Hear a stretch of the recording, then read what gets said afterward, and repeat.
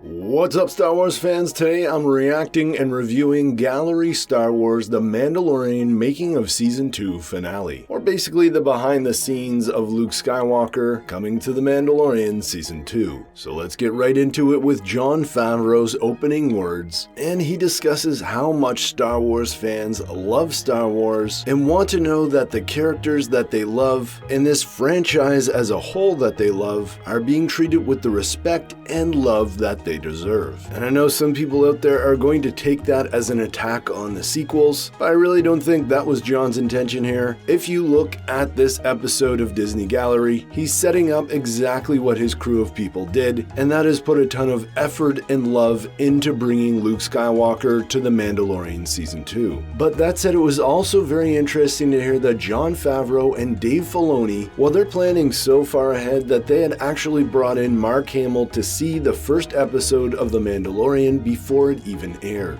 It just goes to show you how far ahead Jon and Dave are working, and gets me excited to think of what they're working on right now and what we have to look forward to in the future. That said, I absolutely love seeing Mark Hamill's reaction to all this. He, like everybody else, absolutely loved Baby Grogu, and the fact that his reaction was just basically, how can I say no to this? Because as he says in the documentary, we don't get to see Luke Skywalker after Return of the Jedi. Luke progresses from being a farm boy to being a Jedi in training to being a Jedi Master, and then we don't actually see him anymore after that. So to Mark Hamill, and I think every Star Wars fan out there, it makes a lot of sense that we do get to at least see a glimpse of Luke Skywalker in his prime. But moving on, this behind the scenes definitely had some interesting reveals about the process of bringing Luke Skywalker to The Mandalorian. First of all, Mark Hamill actually had a younger body double, and it was interesting to hear that Mark Hamill was really in charge of teaching him to act like Luke Skywalker. I just absolutely love that idea. And I also loved hearing that this entire scene had to be shot in one day. That is absolutely insane. And as several people pointed out in their interviews, it's insane that they were able to keep this a secret in today's day and age. But again, that just brings us back to what Jon Favreau mentions at the beginning of this behind the scenes, and that is that him and his crew just had so much love and care for Luke Skywalker and Star Wars in general that they were able to keep this a secret. It was also interesting to hear that Plo Koon was actually used as a name holder for Luke Skywalker. Of course, if you are a deep core fan like I am, you know Dave Filoni's favorite Jedi is Plo Koon, so that was certainly an interesting tidbit as well. But probably the most interesting tidbit of all is that going into this process, they really didn't know how they were going to make Mark Hamill look like Luke Skywalker from Return of the Jedi. They just had faith and they figured it out along the way.